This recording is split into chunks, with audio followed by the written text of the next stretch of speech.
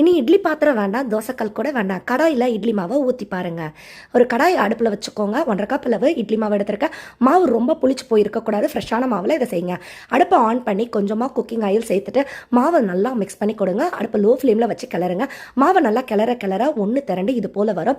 நல்லா ஒன்று திரண்டு மிக்ஸ் ஆன பிறகு அடுப்பு ஆஃப் பண்ணிவிட்டு மாவை வேற ஒரு பாத்திரத்துக்கு மாற்றி வச்சுக்கோங்க. இப்போ ஒரு மிக்ஸி ஜார் எடுத்துக்கலாம். கொஞ்சம் கருவேப்பிலை, 2 வரமிளகாய், சீரகம், 2 பல் பூண்டு இதெல்லாம் சேர்த்து குறைன்னு அரைச்சிக்கோங்க.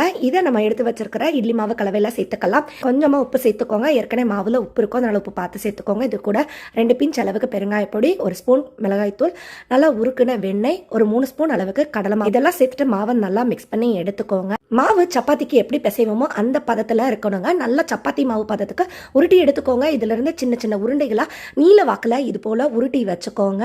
இப்போ உங்ககிட்ட இருக்கிற முறுக்கு குழல் அப்படி இல்லைன்னா இடியாப்ப குழல் எடுத்துக்கோங்க. அதில் முறுக்கு அச்சு தட்டை போட்டுக்கோங்க. இதில் மாவை ஃபில் பண்ணிட்டு நீங்கள் முறுக்கு போல் பிழிஞ்சு எடுக்கலாம். முறுக்கு செய்யணும்னா கடைக்கு போகணும், மாவு அரைக்கணும், அரிசியெல்லாம் ஊற வைக்கணும். அப்படிலாம் செய்ய முடியல, உங்களுக்கு செய்ய தெரியாதுன்னா இன்ஸ்டண்ட்டாக இட்லி மாவில் இது போல் ட்ரை பண்ணுங்கள். இந்த வீடியோ பிடிச்சிருந்தா லைக் பண்ணுங்கள், நிறைய பேர் கூட ஷேர் பண்ணுங்கள்.